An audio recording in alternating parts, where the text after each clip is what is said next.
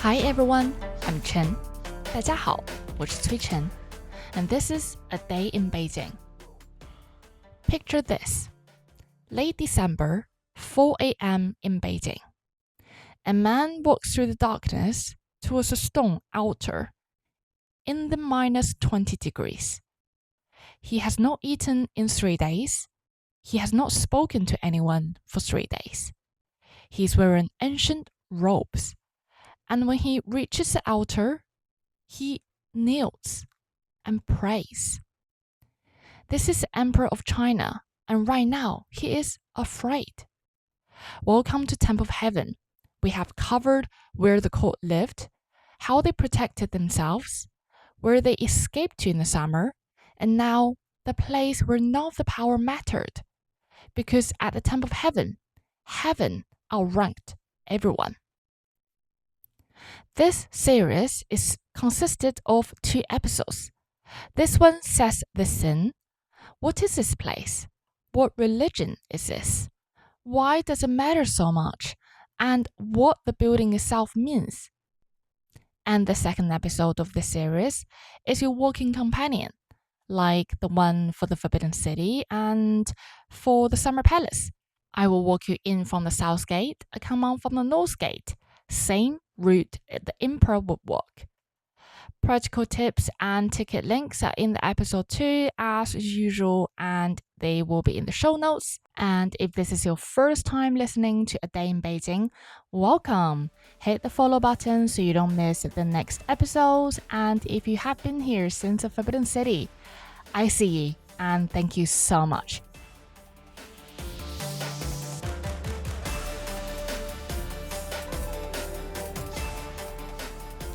So, why did the emperor need somewhere else to pray? What was he praying for? To understand that, you need to understand the most important political idea in Chinese history. It is called 天命, the mandate of heaven.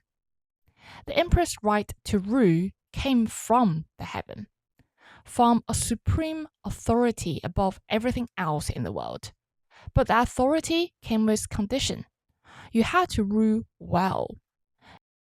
If the harvests were good, if the country were at peace, heaven approved. Your mandate was intact. But if things went wrong, drought, floods, earthquakes, then that was not just bad luck. It was a message. Heaven was displeased. And if it got bad enough, the mandate could be revoked. The people had the moral right to overthrow you. In Europe, there is a similar concept, I think, in my humble personal opinion, and people call it the divine right of kings. But the one critical difference in Europe, God's appointment was permanent. However, in China, heaven could change its mind. And that is not only the theory talking. Every single change of dynasty in Chinese history was always justified this way. And that's why the Emperor of China needed to maintain the relationship between him and his people and between him and the heaven. Every year, he came to Temple of Heaven to pray for good harvests, to pray for good weather, for good rain, and to report to heaven on the state of his empire. This was the only place he could do it. The only place where he could talk to the sky and hope the sky was listening. And this is what the Temple of Heaven is. Not a monument, not a landmark, a telephone line to heaven.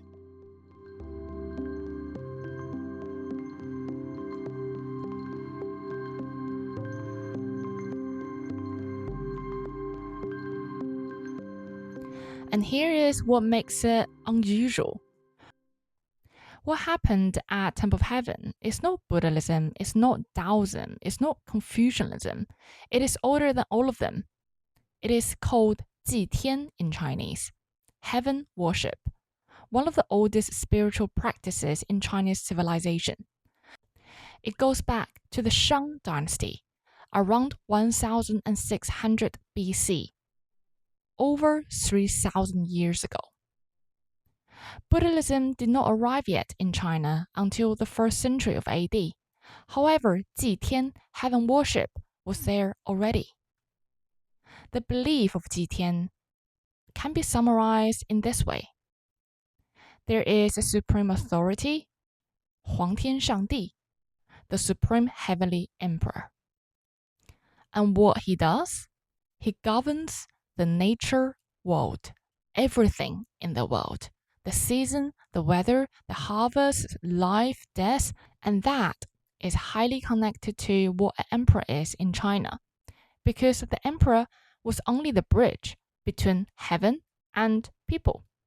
We call them 天子, son of heaven. The one person is authorized to communicate directly with a higher power. Not priests, not monks, not ministers. One person, 1 hour, once a year. And that means every single year, the Emperor of China will come to Temple of Heaven and pray to the heaven, to 皇天上帝, the supreme heavenly emperor. And it was not just about prayers here. It was about the results. The emperor came to ask heaven for specific things. Good harvests in the spring ceremony, rain in the summer ceremony, and in the winter, it's a big one, is the most important one. He reported to heaven on that year what had passed and asked for continuously blessing. It's almost like an annual report, telling your boss what you have done this year and tell them your next annual plan. What do you have planned for your people, for your country, and ask heaven for blessing. Ask your boss to approve your plan. If the harvest was good, it meant the prayers worked. The emperor was doing his job. If it was not, then the heaven had an opinion about that, because that could mean rebellions and revolutions, because in that way, people would thought, okay, the emperor didn't pray enough, or the mandate authority wasn't strong enough. Maybe the man in that throne in the Forbidden City is not meant to rule. And that is how important the Temple of Heaven is to whole of China.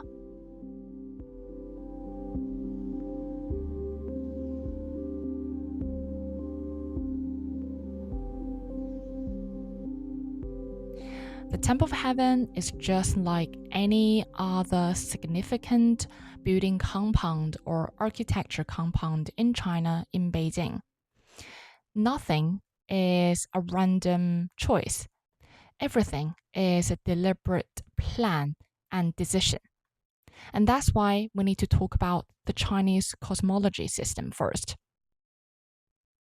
In Chinese cosmology, every direction is connected to a natural element, a season, and a celestial body.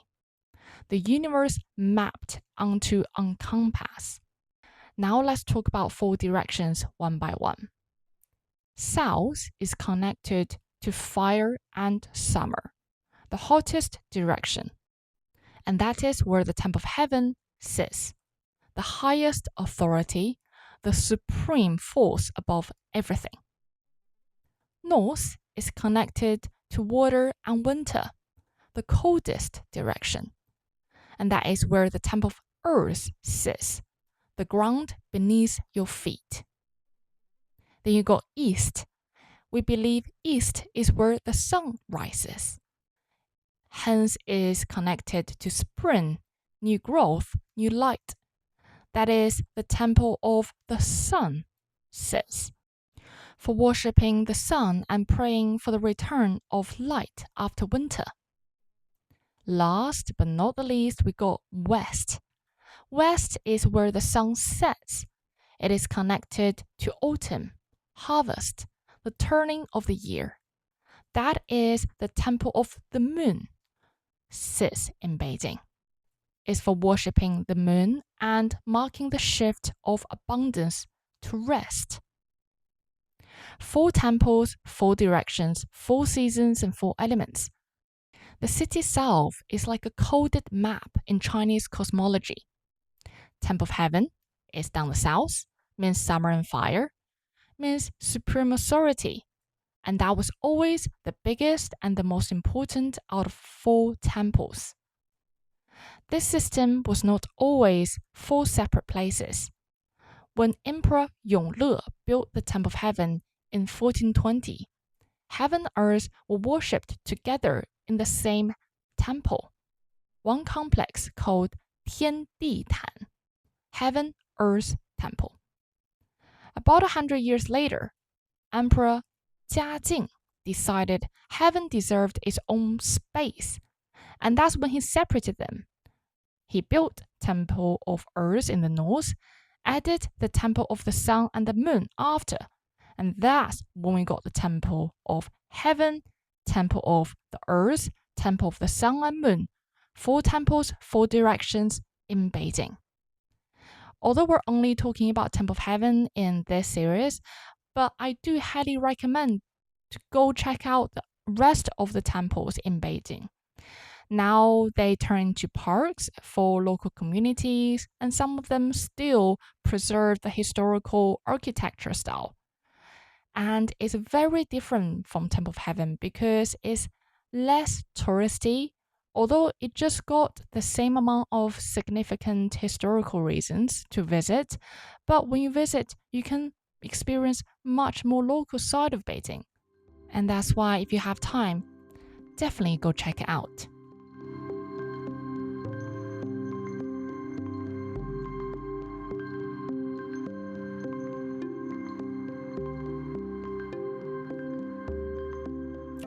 Now, the building you see today in Temple of Heaven is not the one Yongle Emperor built.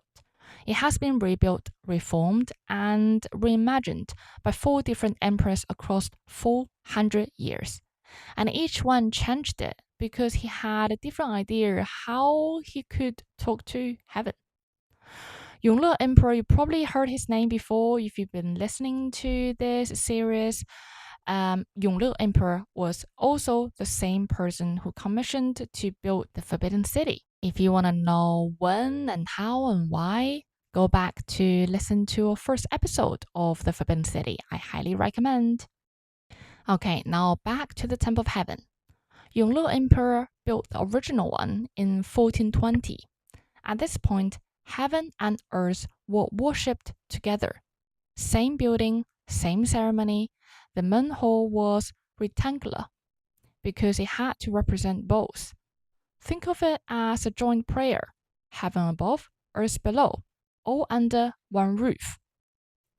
Then about 100 years later, Emperor Jiajing had a crisis with theology. He decided heaven and earth should not share a space. Heaven is supreme. It deserves its own building. So he rebuilt the main hall as circular because circles represents heaven. Square represents earth. The shape of the building changed because the theology changed. You can literally see the argument in the architecture. And here's where it gets visual. Jiajing Emperor's vision has 3 colors of the roof tiles. Blue on top for heaven, yellow in the middle for earth, and then you got green on the bottom for living things. 3 layers, 3 colors, separated but still under one roof. Then Emperor Qianlong came along, same emperor who built the Summer Palace, and said, wait, no, I don't like this. This building is for heaven, only heaven. He replaced all 3 colors with blue, just blue. Earth and the living world gone from the roof. No yellow, no green anymore. 1 building, 3 visions. Rectangular to circular, 3 colors to once. Combined worship to heaven supreme. The entire evolution of Chinese theology, cosmology across 300 to 400 years. Readable in the shape of a roof and the color of its tiles. Now, let's look back. Across both dynasties, Qing and Ming dynasty, we had 22 emperors, and all of them performed combined 654 ceremonies here. And that number says everything.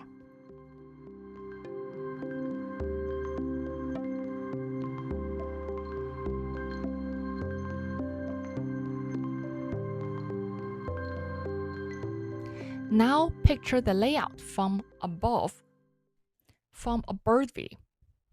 The whole complex has two walls, one outer wall and one inner wall. Think of it like a picture frame inside of a picture frame. The interesting part is the shape. The southern half, where we will enter, is square. Sharp corners, right angles, that represents Earth. The north half, where the most secret buildings are, is however round, curved walls. That represents heaven. Now, this might seem a bit confusing. Earlier I said the Temple of Earth is in the north of Beijing. And here I'm saying the north part of Temple of Heaven complex represents heaven. Are those contradictory? They're not.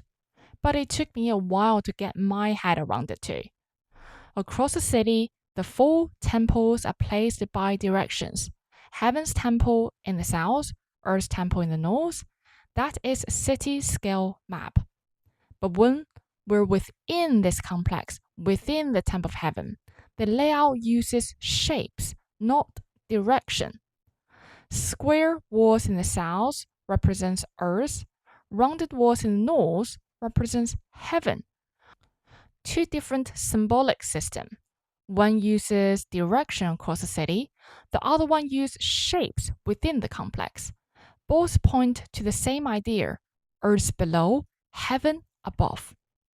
So as you walk from south to north through the complex, you're walking from Earth-shaped space into heaven-shaped space, from square to round. And the ground rises 2 meters along the way.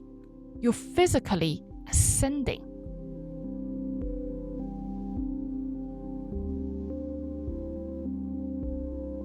Now we're going to talk about the numbers and the maths in the architecture style.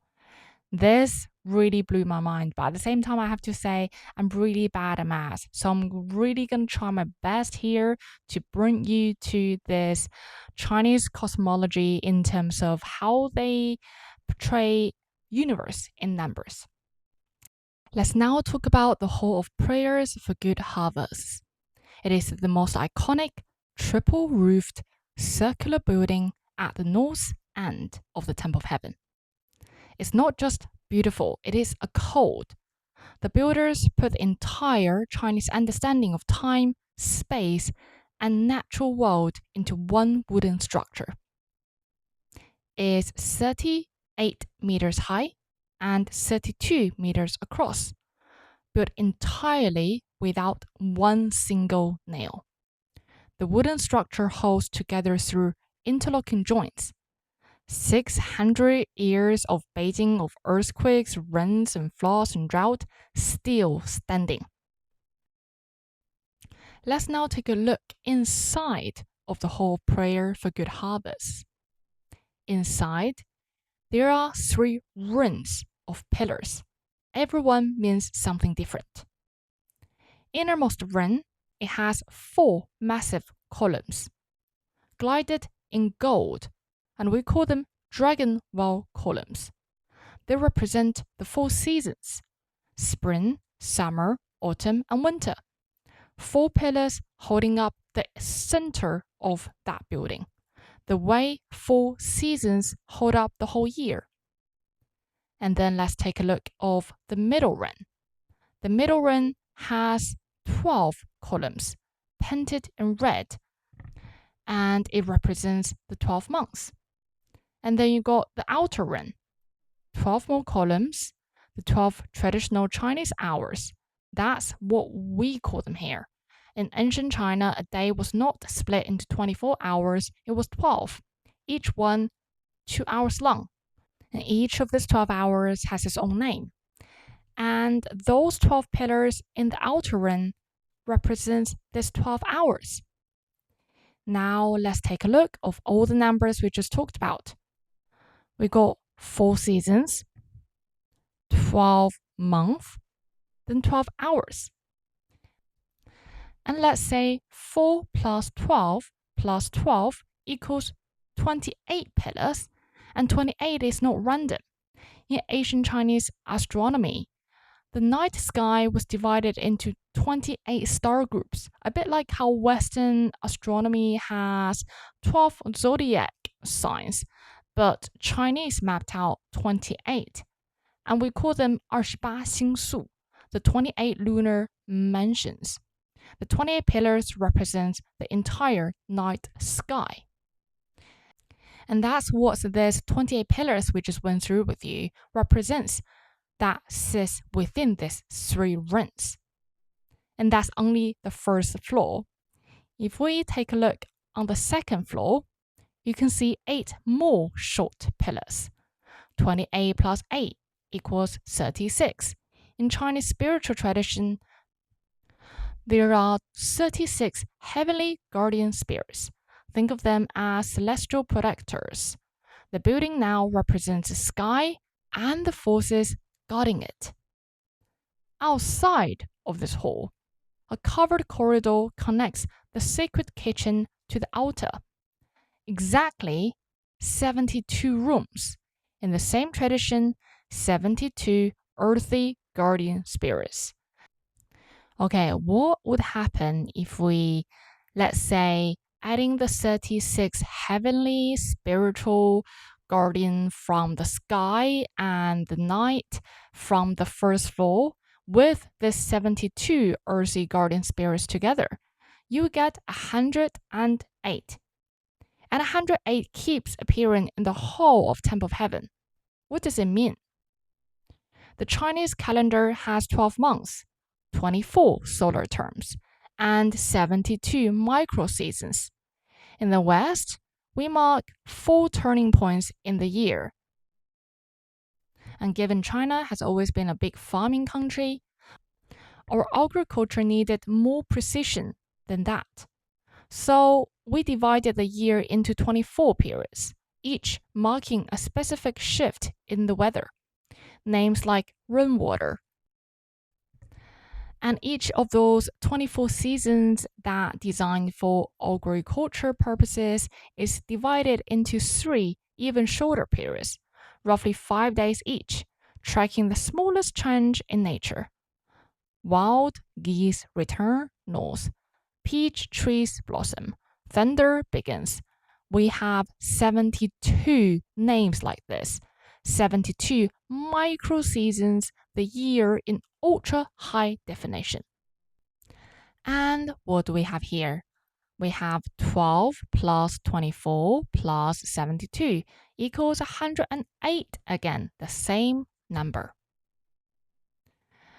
One building, the 4 seasons, the 12 months, the 12 hours, the 28 constellations, the 36 heavenly spirits, the 72 earthly spirits, then 24 solar terms, then 72 micro-seasons, all encoded in this extraordinary architecture.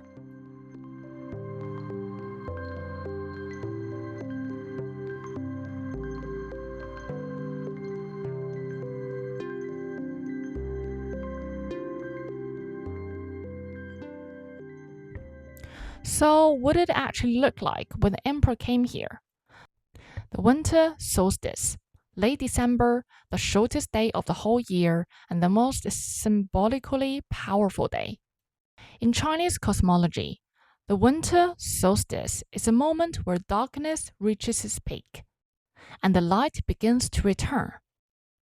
Yin at its maximum and yang starting to rise.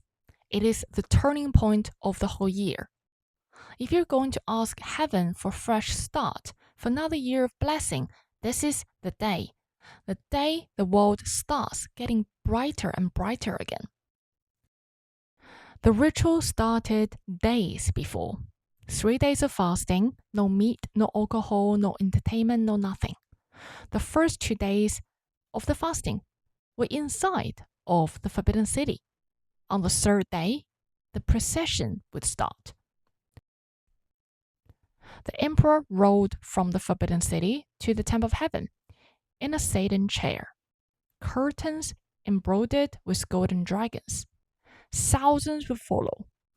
Some records say over 10,000 people follow. Musicians, flag bearers, officials, all in full court dresses. Both of the Meridian Gate in the Forbidden City and Qianmen, the inner gate of the Beijing city, would be thrown widely open. The streets cleared. Ordinary people ordered to stay indoors, windows shut, and the emperor's path to heaven was not for public eyes. He would spend the final night in the fasting palace inside of the Temple of Heaven, in pure silence. Then the morning of the winter solstice, before dawn, freezing cold normally in Beijing at this time of the year, he walked to the altar normally by himself. The offerings already laid out. Historical records listed 28 cattle, 33 sheep, 34 pigs, jade, silk, grains, musicians playing music around the altar in the dark. He wrote ancient rituals robes. He knelt it, and he offered jade and silk. The emperor would pour wine 3 times. He read prayers loudly to the sky. Then everything was burned, the smoke carrying the prayers upward to heaven. And then the pressure. The Qing dynasty law required absolute perfection to every single detail to this ceremony every single time. If anyone coughed, whispered, or sneezed or laughed during the ceremony, regardless of the rank, they were reported and punished. One mistake was an omen for the entire country.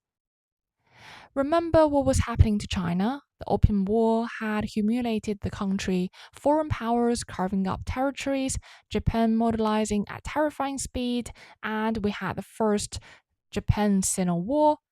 And in around 1880s and 1890s, Cixi had used the navy budget to rebuild the summer palace. Remember all that backdrop we talked about?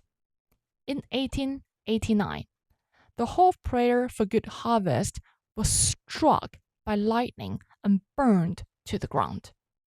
Heaven literally struck its own temple. They rebuilt it in the following year, but you see today it's only 136 years old. And I won't say anything more, and I will let that sink in for you for a moment.